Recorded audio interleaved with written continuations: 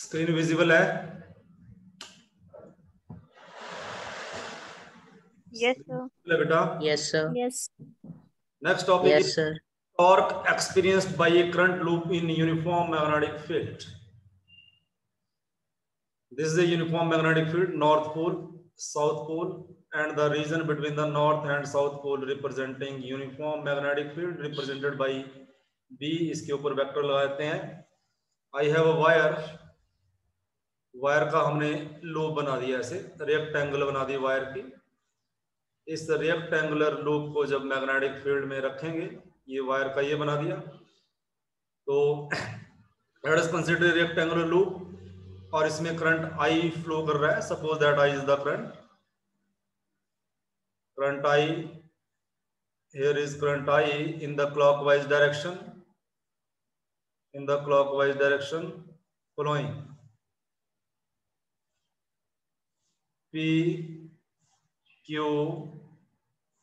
R S. ये loop है. अगर इसको हम मैग्नेटिक फील्ड में रखते हैं तो यहां लिखा गया है, यहां प्रूव करेंगे, इट एक्सपीरियंसेस ए टॉर्क. इसके ऊपर टॉर्क लगता है. टॉर्क का मतलब ये रोटेट करेगी, but no net force. Net force मतलब ये आगे की तरफ नहीं चलेगी, इधर नहीं चलेगी, इधर नहीं मूव करेगी, इधर नहीं मूव करेगी अपने आप. इट विल नॉट एक्सेलेरेट नहीं करेगी, अपनी पोजीशन पे ही रोटेट करेगी. Quite similar to what electric dipole experiences in uniform. जैसे इलेक्ट्रिक डाइपोल को रखते थे हम यूनिफॉर्म मैग्नेटिक फील्ड में, तो वो भी अपनी पोजीशन पे रोटेट करता था, उसके ऊपर वो आगे नहीं चलता था, एक्सेलेरेट नहीं करता था. तो किस तरह से रोटेट करती है, इसके लिए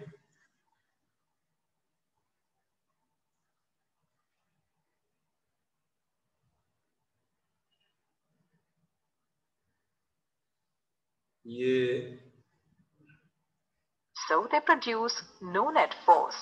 देखो, However, since the two forces are coil not रखी हुई है, collinear, इसके लिए they uniform magnetic exert a field है torque left on to the right. loop with magnitude और रोटेशन equal to कैसे करेगी? output of rotation, force and lever arm, which is equal to IA. Rotation देखो, F4 force inward लगेगी और F2 force outward लगेगी, जिसके कारण ये ऐसे रोटेट करेगी, राइट. F1 फोर्स अपवर्ड लगेगी, F3 फोर्स डाउनवर्ड लगेगी. इसके कारण कॉइल जो है अपना पोजीशन जो है फिक्स कर लेती है. इस एक्सिस के अबाउट ये ऐसे घूमती है. F4 inward, F2 force outward. तो जो डायरेक्शन ऑफ रोटेशन इसका दिया गया है, B sin theta, ये arrow, where A is the area of ये एरो loop. इस तरह से ये रोटेट करेगी. The above equation अगर करंट इसमें क्लॉकवाइज चल रहा है,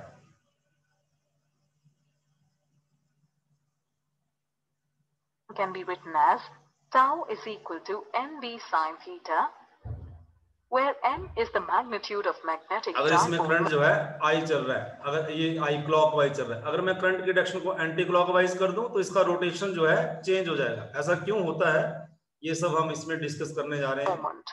Tau is equal to the cross product of N and B.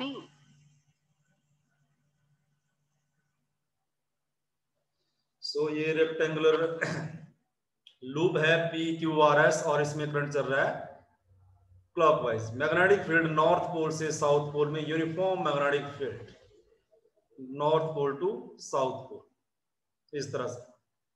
ये है मैग्नेटिक फील्ड का डायरेक्शन, ये north pole to south pole, ऐसे.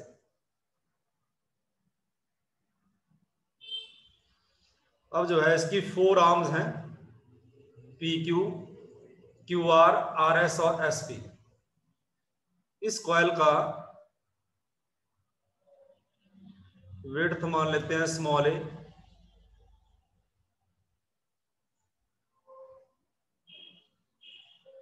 और इसका लेंथ भी मान लेते हैं कुछ, that is small b. It's this is small a, this small b. Length and breadth. तो इसका एरिया कितना आ जाएगा? एरिया कैपिटल ए से रिप्रेजेंट कर देंगे एरिया को. Area is equal to length into breadth, that is equal to breadth a और length B, A B, ये इसका एरिया आ गया। स्क्रीन विजिबल है बेटा, जल्दी बताओ। Yes sir. अब देखिए मैग्नेटिक फील्ड, ये जो आर्म पी क्यू है, इस पे मैग्नेटिक फील्ड जो है इस तरह से लग रही है, लेफ्ट टू राइट। इसके मिड में ये, इस आर्म पे मिड पे ऐसे हर पॉइंट पे लग रही है, लेकिन मैं मिड पे रिप्रेजेंट कर रहा हूं।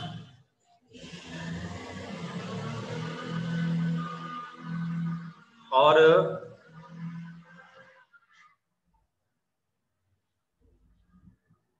ये लाइन बना रहे हैं इसके सेंटर से, इसकी एक्सिस को बना रहे हैं, कॉइल का एक्सिस है ये।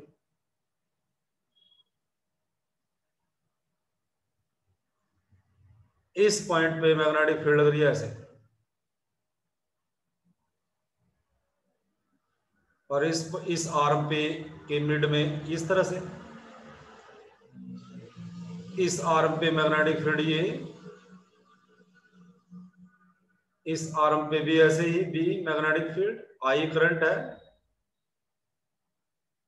इस आर एस आर्म पे मैग्नेटिक फील्ड ये, और इस आर्म पे पी क्यू आर्म पे मैग्नेटिक फील्ड का डायरेक्शन हमने रिप्रेजेंट कर दिया। ऑल वेक्टर्स क्वांटिटीज, डायरेक्शन है इसका पर्टिकुलर।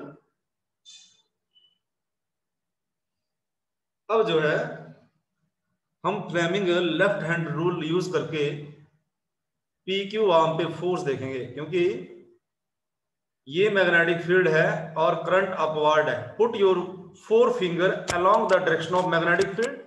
अपनी 4 फिंगर को मैग्नेटिक फील्ड की डायरेक्शन में रखें, ऐसे नॉर्थ टू साउथ करें अपनी 4 फिंगर को, और करंट को अप कर दें, करंट को अप, जिस तरह से करंट की डायरेक्शन है मिडिल फिंगर को अप कर दें। तो थंब किस साइड आ रहा है बताइए जरा, थंब का डायरेक्शन किस साइड आ रहा है बेटा?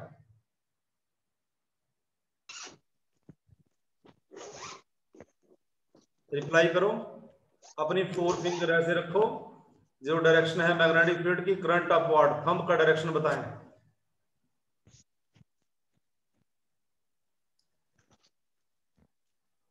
बोलो बोलो जल्दी बोलो।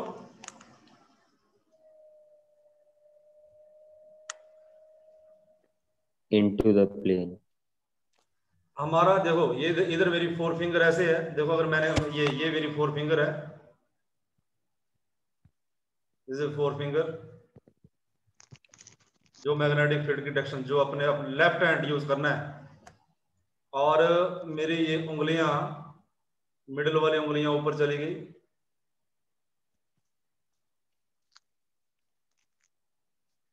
ये, और थंब इनवर्ड आ रहा है, ऐसे ही है ना सिचुएशन, देख लो। ये मैग्नेटिक फील्ड रिप्रेजेंट करो, दिस इज थंब, थंब अंदर की तरफ को फोर्स लग रही है और ऊपर की तरफ को करंट जा रहा है। अंडरस्टैंड बेटा? अपना लेफ्ट हैंड ऐसे कर लो, किधर आया फोर्स? इनवर्ड। फोर्स किधर लगा इसको बताइए जरा, रिप्लाई करो, समझ आया ये कि नहीं? तभी चलूंगा मैं आगे। Yes sir. कोई बच्चे ये एक बार प्रैक्टिस कर लें, क्योंकि बाद में जो है डायरेक्शन के क्वेश्चंस आते हैं एग्जाम में। ये अंदर की तरफ को फोर्स लग रहा है इसके ऊपर, इधर, और इस आर्म पे करंट डाउन चल रहा है, और मैग्नेटिक फील्ड इधर। अपनी 4 फिंगर ऐसे रखिए, ये वाली फिंगर डाउन कर दीजिए, अपनी 4 फिंगर ऐसे रखिए, ये वाली फिंगर जो आपने अप की थी उसको डाउन कर दें। देखो अंगूठा आपका थंब जो है बाहर की तरफ आएगा, देखो इधर आ रहा है ना बेटा आउटवर्ड, बोलिए। Yes sir. Yes sir. Yes sir. ये लगी फोर्स बाहर की तरफ। अगर मैं आर्म क्यू आर पे देखूं, क्यू आर पे देखो मैग्नेटिक फील्ड इधर है, ओके, करंट ऐसे है डाउन, और आपका थंब अपवर्ड आ जाएगा ऊपर की तरफ, अपवर्ड, ये थंब का डायरेक्शन है, इधर अप। राइट, अंडरस्टैंड हो गया ये भी।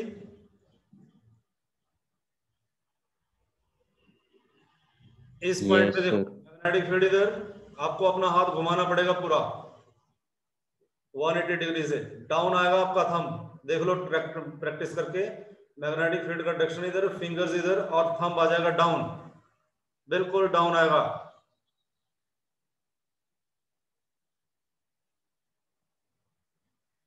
ऐसे सुनना नहीं है, अपना थंब ऐसे करना है। ओके बेटा, समझ आ गया भी। Yes, sir. अब देखिए कॉइल के ऊपर कितनी, इस आर्म के ऊपर पी क्यू आर्म के ऊपर फोर्स इनवर्ड लग रही है अंदर की तरफ और ये बाहर की तरफ। ओके, ये फोर्स अप लग रही है ऊपर और ये डाउन, ये जो दो फोर्सेस हैं, ये जो अप लग रही है इसके एक्सिस पे एक अप लग रही है फोर्स और ये डाउन, इसके कारण ये कॉइल फिक्स हो जाएगी, एक लाइन बन जाएगी, एक्सिस बन जाएगी, axis of the coil.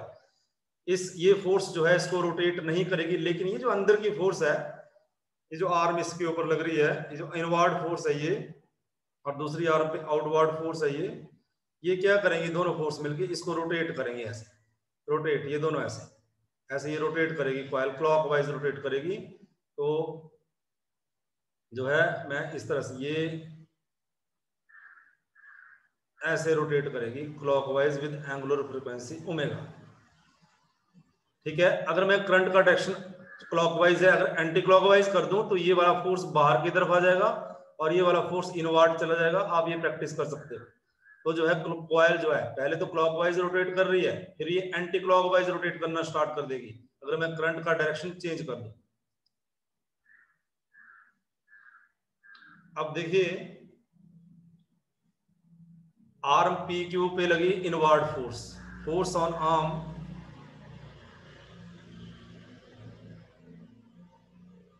force on arm PQ is equal to F or inward force on arm RS, ये लगी F और ये लगी आउटवर्ड। अब two equal and opposite forces लग पड़ी इस पे। अब ये इसमें क्या होगा, when two and equal and opposite forces act at the two end of the coil, ये टर्न करेगी, टॉर्क होगा, टर्निंग इफेक्ट आएंगे इसमें, और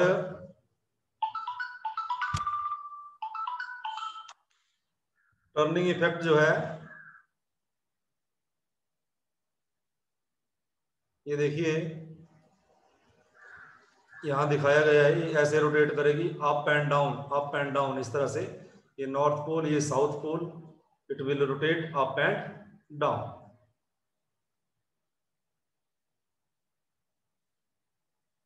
विजिबल है ये।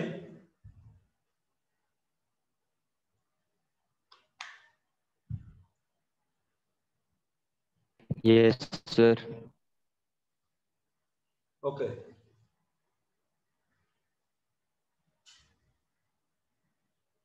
अब टॉर्क एक्ट होगा इस पे। तो torque, I know that torque is equal to two equal and opposite forces act on the coil, so torque is there. Torque का फॉर्मूला क्या है बेटा, what is torque? IAB sin theta. Torque is equal to force into perpendicular distance, 11th standard physics, force into perpendicular distance। अब मुझे force calculate करना है और either force, इन दोनों में से कोई भी फोर्स ले लूं, इनवर्ड या आउटवर्ड, दोनों में से एक फोर्स लेना है। तो परपेंडिकुलर डिस्टेंस मुझे यहां पे फाइंड आउट करना पड़ेगा, ये परपेंडिकुलर डिस्टेंस क्या है। इसके लिए हम टॉप व्यू देखते हैं, टॉप व्यू ऑफ कॉइल। ऊपर से अगर हम इसको देखें तो हमें इस तरह से कुछ दिखाई देगी ये।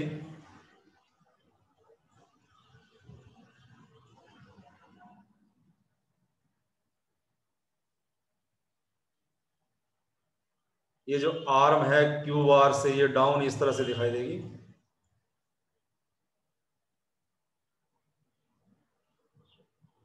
ध्यान से सुनना।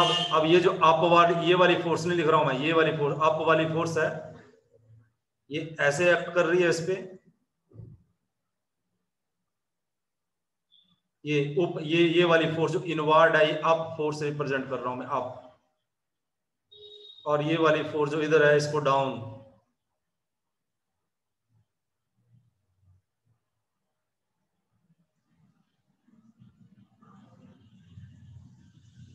और इसकी ये विड्थ ए है। मेरे पास परपेंडिकुलर डिस्टेंस यहां से निकल जाएगा ए बी सी, ये वाला एंगल थीटा। मुझे यहां से बी सी निकालना है तो इसके लिए मैं साइन थीटा यूज करूंगा। बी सी परपेंडिकुलर निकालना हो तो साइन थीटा यूज करते हैं। Sine theta is equal to perpendicular upon hypotenuse. Perpendicular है यहाँ पे बी सी, हाइपोटेन्यूज है ए बी, तो बी सी कितना बन जाएगा, it is equal to A B sine theta. A B कितना है, स्मॉल ए साइन थीटा। तो ये परपेंडिकुलर डिस्टेंस निकाल लिया हमने एक्सिस ऑफ रोटेशन से। बोलो बेटा, रिप्लाई करो, ये समझाया?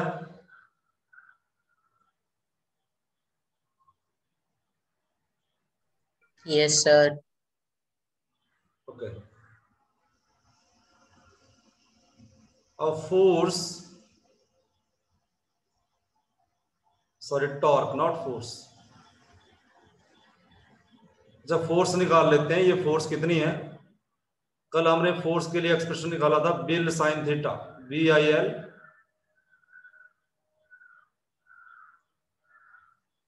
Sign theta. तो force F magnetic field, B है करंट का स्ट्रेंथ, आई है एल। इस आर्म की लेंथ कितनी है बेटा, बोलो? बी है, स्मॉल बी है ना इस आर्म की लेंथ, तो एल की जगह मैं स्मॉल बी यूज करूंगा। एंड साइन थीटा, थीटा कितना है यहां पे,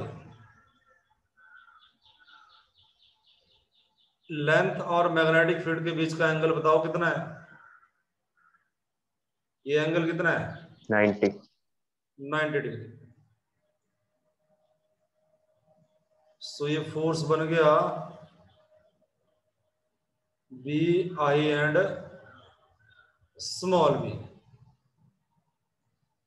अब टॉर्क हम कैलकुलेट कर सकते हैं, torque is equal to either force, दोनों में से कोई भी फोर्स का magnitude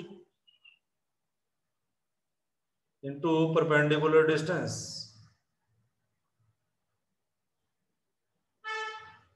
torque is equal to दोनों में से कोई फोर्स कौन सी होगी, B I B.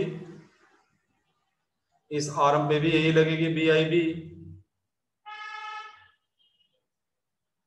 Into perpendicular distance क्या है बेटा, ए साइन थीटा।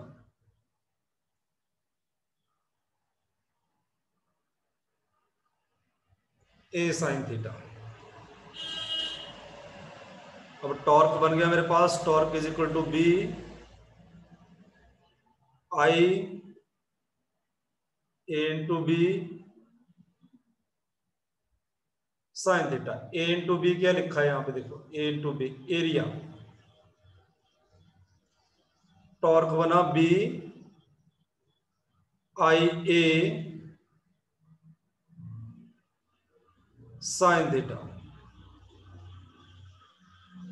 अगर ये मैंने सिंगल टर्न लिया है कॉइल का, अगर कॉइल के एन टर्न है,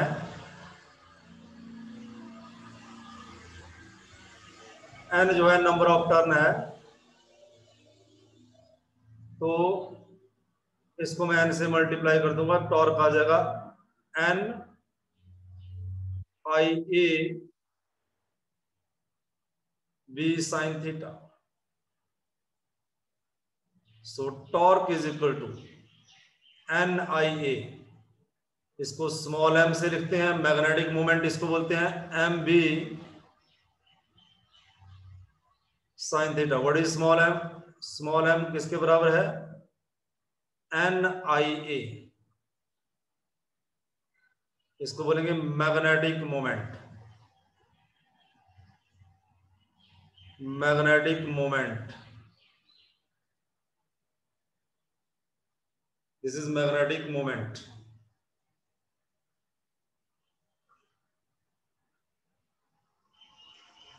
नो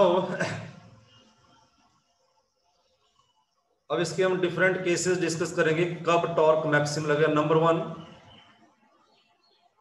नंबर वन मेरे पास let theta is equal to 0 degree. ध्यान से सुनना, क्वेश्चन इंपॉर्टेंट है, ये सब मल्टीपल है। थीटा एंगल है किसके बीच में? थीटा एंगल बिटवीन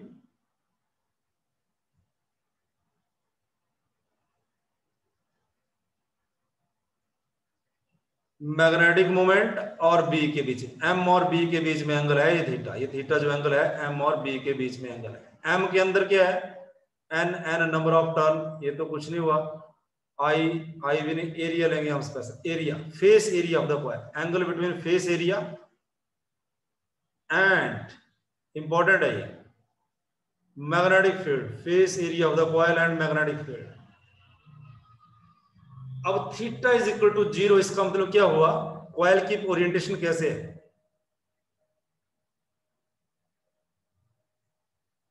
ये तो नॉर्थ पोल है,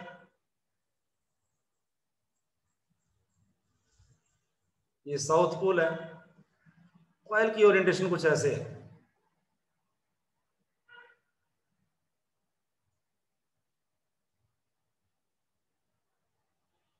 ऐसे। ये है फेस एरिया कॉइल का इधर, और मैग्नेटिक फील्ड भी ऐसे ही है।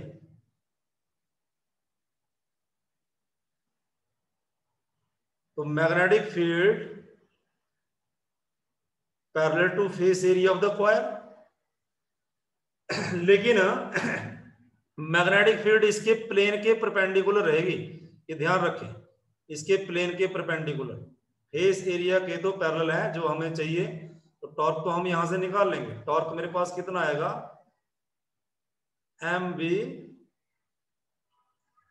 Sign 0 degree. साइन 0 डिग्री कितना होता है बेटा? साइन 0 डिग्री 1 तो बहुत महान हो तुम लोग हैं। साइन 0 डिग्री 0 हो गया, 0। टॉर्क, कॉइल इस पोजीशन में रोटेट नहीं करेगी, नो टॉर्क, नो रोटेशन। जब इस पोजीशन पे आएगी कोई रोटेशन नहीं होगा उसका, तो रोटेशन इस पोजीशन पे नहीं होगा तो किस पोजीशन पे होगा? अब एक बात तो मैंने यहां बोल दी कि magnetic field is parallel to face area, और दूसरा इंपॉर्टेंट पॉइंट ये है कि मैग्नेटिक फील्ड भी is perpendicular to plane of coil, plane of coil. ये ध्यान में रखें, ये बुक्स में इस तरह से भी लिखा गया होता है, सो दैट अंडरस्टैंडिंग प्रॉब्लम आपको ना आए। मैग्नेटिक फील्ड कॉइल के प्लेन के परपेंडिकुलर। अंडरस्टैंड? आगे चलें। Yes sir.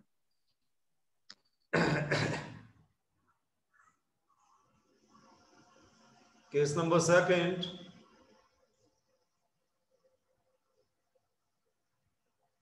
Theta is equal to 90 degree. 90 degree का सिचुएशन बनाते हैं।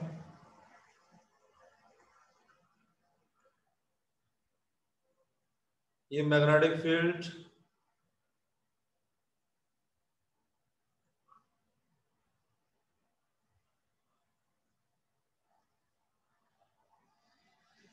ये कॉइल,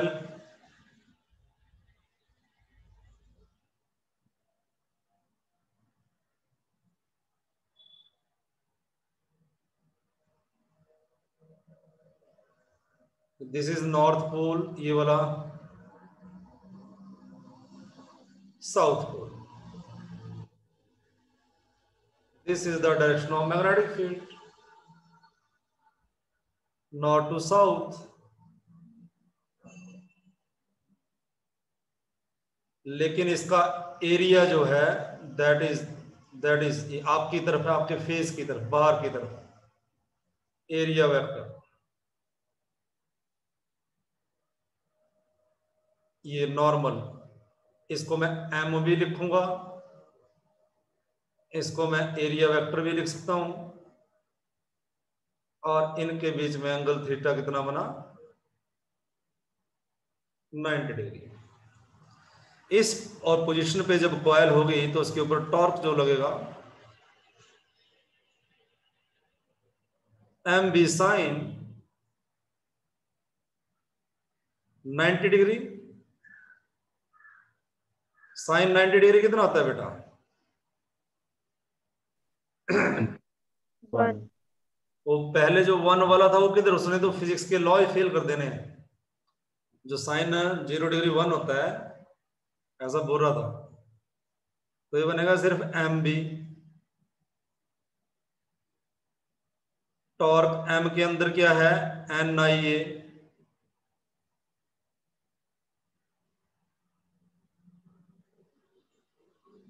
एन आई ए, और मैग्नेटिक फील्ड ये बना निबा। इसको याद ऐसे रखें, निबा। टॉर्क जो मैक्सिमम टॉर्क लगेगा निबा, शॉर्टकट में निबा, मैक्सिमम टॉर्क लगेगा इस पोजीशन पे, मैक्सिमम टॉर्क लगेगा। अब देखो मैग्नेटिक फील्ड तो हो गई परपेंडिकुलर किसके, एम के, या फिर मैं आप बोल सकते हो कि मैग्नेटिक फील्ड परपेंडिकुलर है एरिया के। लेकिन यहां पे बुक्स में जो लिखा होगा वो ऐसे भी लिखा जाता है कि magnetic field is parallel to plane of coil, ऐसे लिखा होगा, फिर कंफ्यूज नहीं होना वहां से। कॉइल के प्लेन के पैरेलल है। ओके बेटा, ये समझ आया क्या बोला मैंने? रिप्लाई कीजिए।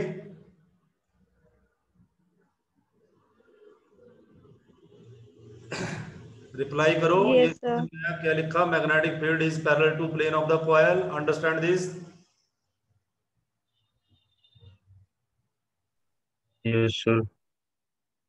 अब हमारा कॉन्सेप्ट ये हो गया कि जब भी करंट कैरिंग कॉइल जो है मैग्नेटिक फील्ड में रखते हैं उसको, तो उसके ऊपर टॉर्क लगता है और वो रोटेट करती है। अगर इसमें करंट क्लॉकवाइज डायरेक्शन में है, राइट, तो ये इस तरह से रोटेट कर रही है। अगर मैं करंट का डायरेक्शन एंटी क्लॉकवाइज कर दूं तो इसका ओरिएंटेशन चेंज हो, इसका रोटेशन जो है चेंज हो जाएगा।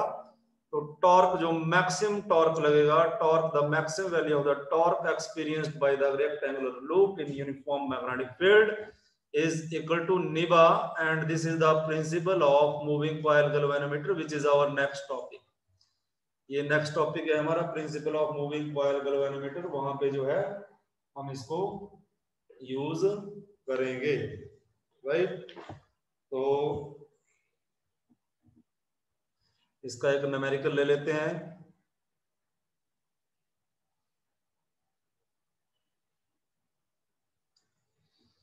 देखिए ये जो कॉइल है एनसीईआरटी न्यूमेरिकल ले रहा हूं मैं, इसकी लेंथ है, it's length is given 8 centimetre. Metre में बन जाएगी ये 0.08, 100 से डिवाइड कर देंगे हम, ऐसा यूनिट चाहिए हमें। इसकी ब्रेथ है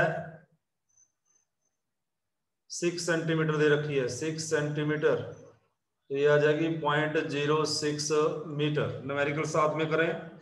और बोला गया है कि नंबर ऑफ टर्न जो है इसमें 2000 है, 2000 नंबर ऑफ टर्न है। करंट चल रहा है इसमें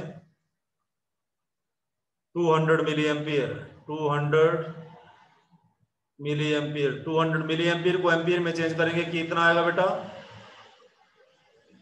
कितना आएगा?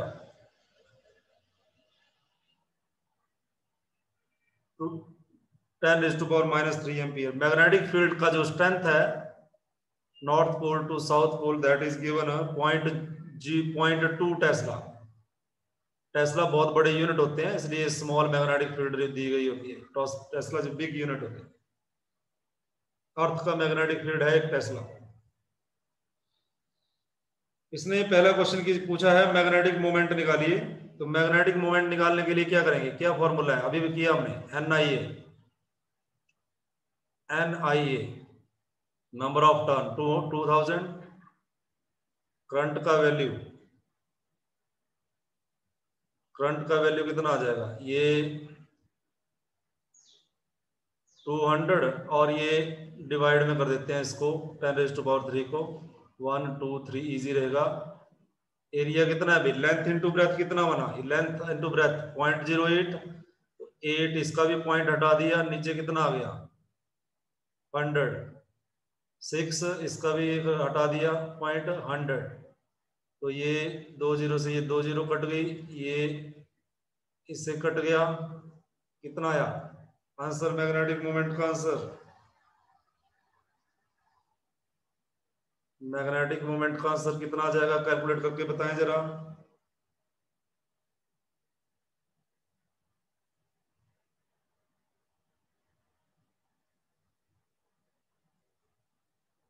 (0.96)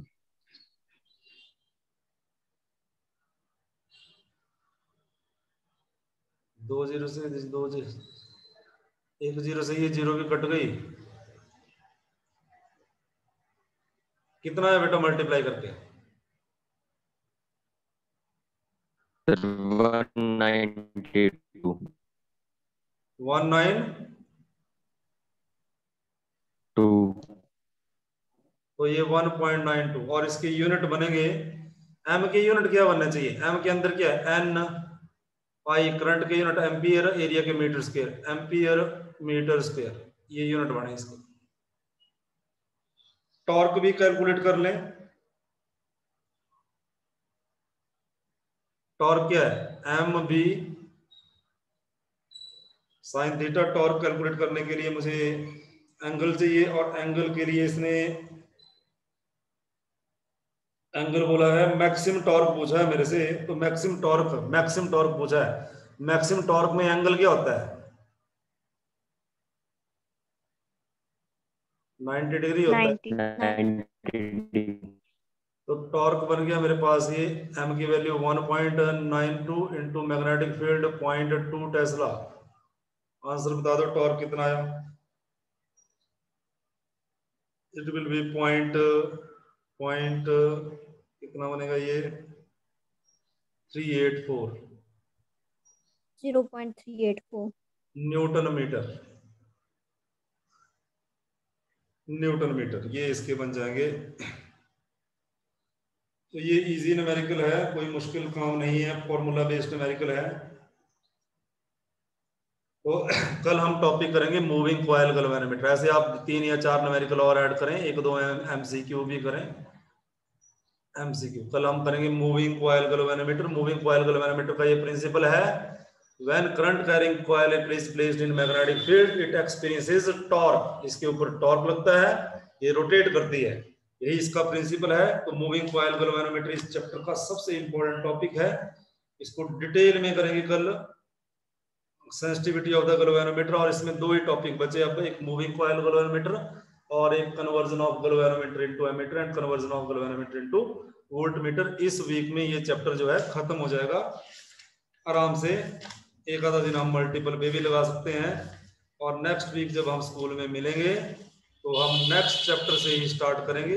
तो यहाँ तक आपका सिलेबस पूरा हो जाता है इस चैप्टर का। Okay, any query, any question? 1 minute से कम बचा है, क्लास ऑफ होने वाला है, दैट्स ऑल। अगर नहीं है कोई query, have a nice time.